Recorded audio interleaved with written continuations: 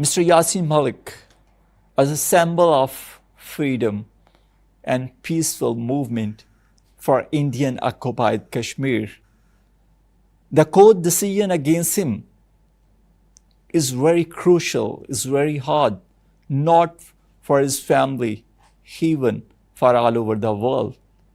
And that is against the justice, against the justice system, even the insult of the International Court of Justice.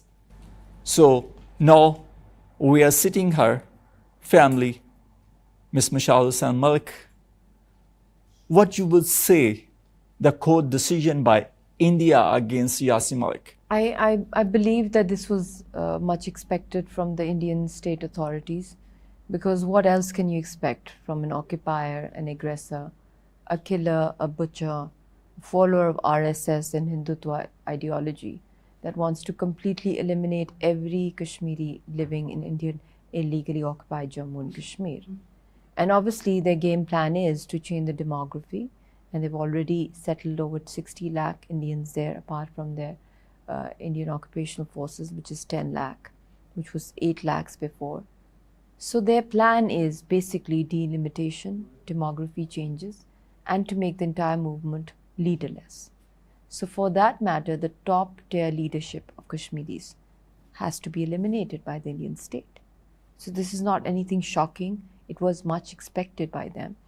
And what happened with Sayyid Ali Gilani Sahab, how his dead body was humiliated, how his grave has become a sub-jail. Nobody can go and pay their can go and pay their last rituals to the grave of Sayyid Ali Gilani Sahab. Ashraf Serai Sahab was poisoned in jail. He was a successor of Gilani Sahab. Asiya Andrabi Sahiba, Shabir Shah Sahab, they are in Tihar jail, in the barracks, along with others. Yasin Sahab is in a death cell, 5 by 7 feet death cell. What is shocking and alarming is that no matter what revenge India wants to take against our leaders, especially Yasin, but in every court of law, there is a legal procedure that must be followed. Without that, even a punishment cannot be announced or written. But in the case of Yasin Malik, the Indian state and the Indian judiciary, obviously at the behest of the Indian agencies, they showed complete political revenge, vendetta in their decision by not allowing a man to defend himself against all those illegal allegations, those forged, fabricated charges. He was not given the opportunity to speak for himself, to defend himself, to speak against the prosecuting team's allegations. And all he demanded was that he be given the right to plead his case, especially after his lawyer, Raja Tufail Sahab, was mysteriously found ill with a sudden brain hemorrhage.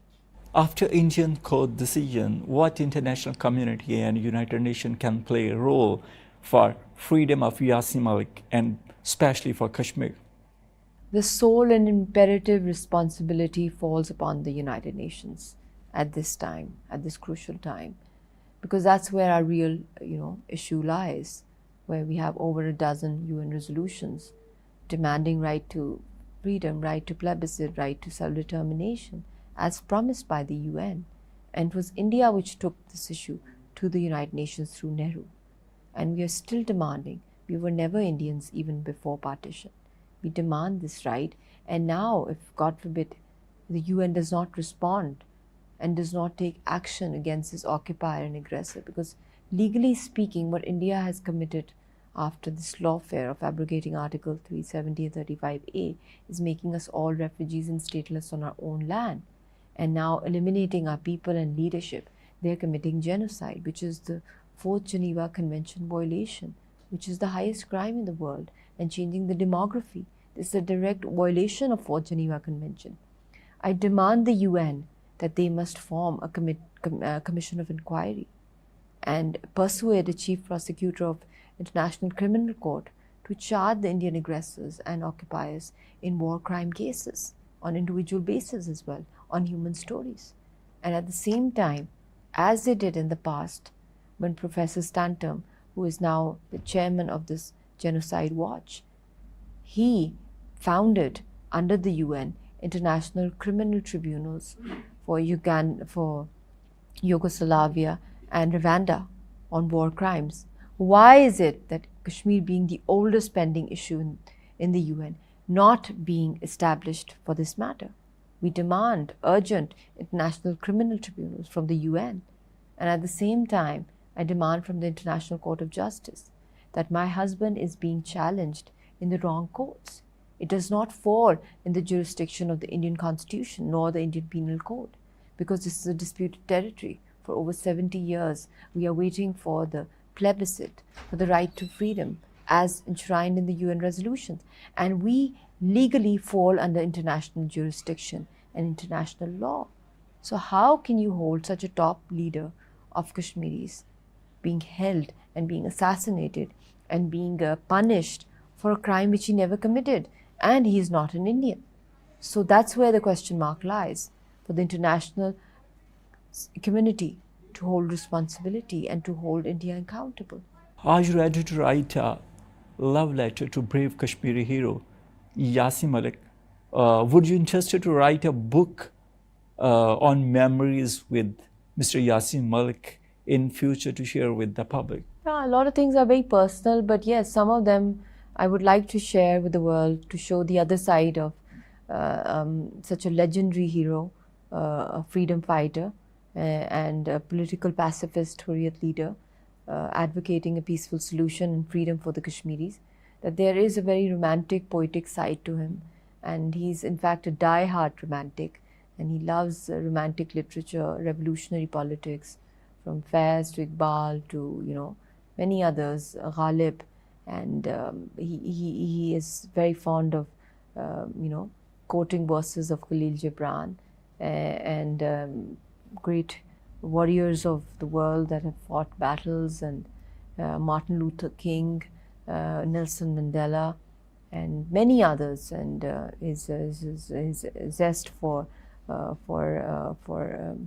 creativity, for being an avid book reader.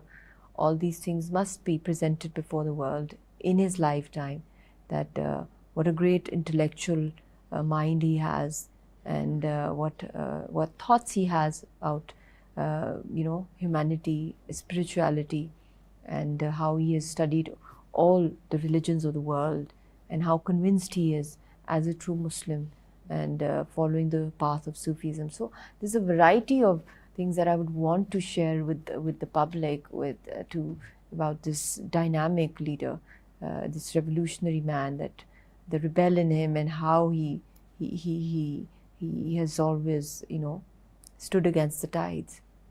Would you like to share your beautiful moments with him? And as a leader, what are the qualities you have seen in him? As a leader, he's very compassionate, very down to earth, and he doesn't have any, airs about or tantrums when it comes to that. And he doesn't believe in, the worldly requirements of a leader for having a lot of security, for wearing bulletproof jackets, and, following a very special VIP culture. He lives in a mud house, and he believes in simplicity. He believes in sleeping on the floor, and even the highest delegates of the world have come and visited him in Srinagar, in Mysuma, Lal Chowk, and they have been stunned by his humbleness and humility. So his path is it's a path of our Prophet Muhammad, peace be upon him, and he's his follower in the true sense, and he believes that the class, or he doesn't believe in class systems at all. He believes in humanity, and that humanity is above everything for him. And one of his, obviously it's his humbleness, humility, it's his bravery, which is something which is unparalleled. And then it is his conviction, his belief in his goal, that this is the just fight to fight for and to stand for. And it's his confidence and his determination that keeps the movement alive. What would you advice to Foreign Office of Pakistan, they should plan and they should do to save the brave Kashmiri hero Muhammad Yasin Malik after Indian court decision?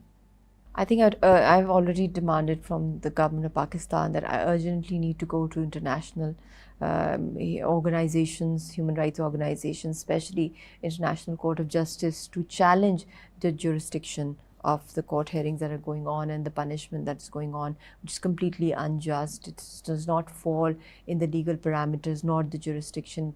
Our case purely falls under international jurisdiction. Secondly, as a family, as an aggrieved party, we need to be with him. We need to be provided a safe passage to meet him and not get arrested or harassed or killed by the Indians. And we need to, listen to him in this time of agony and pain when our family is divided. We need to be together, all of us, and we desperately want to unify as a family. Message for a general public, how they can participate for release of Muhammad Yasin Malik and Kashmir Freedom Movement?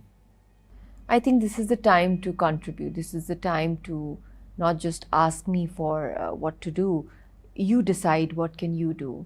A lot of campaigns go on within Pakistan and globally on many issues, but I think nothing is bigger than the Kashmir issue.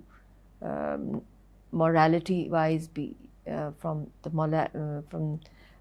grounds of humanity, morality, from the basis of our religion, from the basis of brotherhood, from the basis of economic and socio-economic constraints linked with this, and also on the basis of peace and security. So from all elements, Kashmir is the most important issue for global and regional peace and tranquility.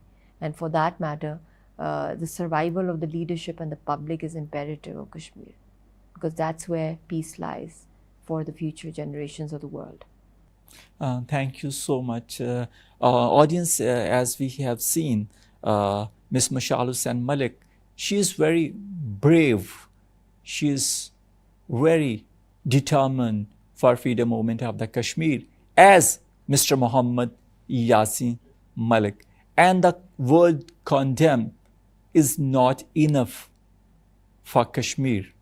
We should do practically in our capacities. Even you are a student, you are a professor, you are a doctor, in every capacity you can play a prominent role for freedom movement of the Kashmir and release Mr. Muhammad Yasin Malik. We have to end this program, Hot Talk. See you in the next program. Goodbye.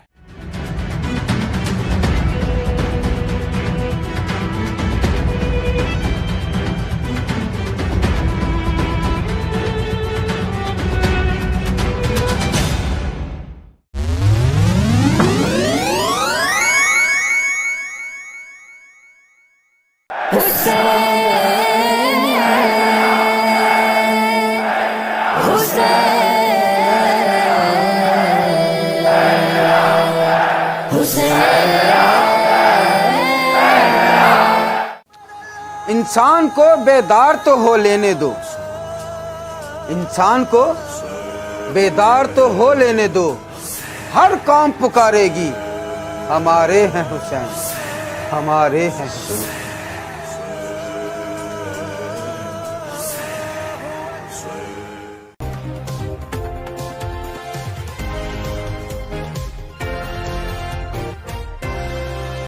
Assalamu alaikum.